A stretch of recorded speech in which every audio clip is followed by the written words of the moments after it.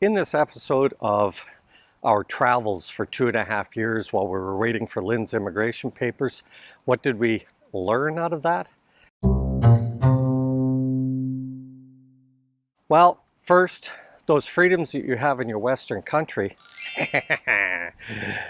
they don't apply. Many cases, they just don't apply.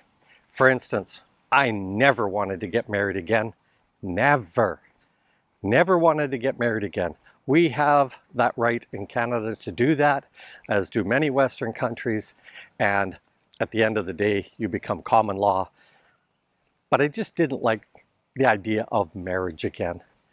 But after our first immigration failure, which was partly our fault, partly the immigration consultant's fault, in that we tried to apply for a tourist visa at the same time while we were waiting for the PR to come through.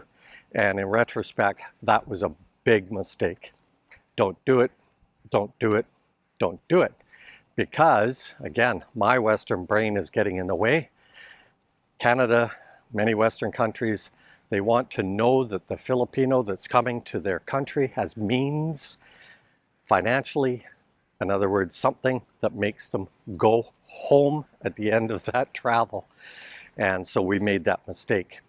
The second was that in our case, because we were not married, they were grilling me as to why we couldn't do common law. And I said, well, you know, we've been there more than a year. Yeah, but you came home at times. And I said, yeah, and we supplied the wedding pictures and the birth of my granddaughter. Why couldn't you spend a whole year there? And I'm like, I just explained it to you. You really believe that I should forego seeing my grandchild born and my kids getting married? Wrong answer. Excuses, excuses, excuses. All that did was cost us another year. And of course, it got finalized and everything was okay. But again, in that immigration process of arriving in Canada, we're so excited, we're not thinking clearly, we're there. And the immigration officer said to Lynn, have you made other applications to Canada? And we're going, well, this one. And it took a little bit, I'm not kidding, it was probably 2 or 3 minutes, where finally the immigration officer said, did you try to come to Canada at one point before? Like really trying for us to say the tourist visa, which we had completely forgotten all about because it was negative history. And negative stuff has its place called a filing drawer or a garbage can.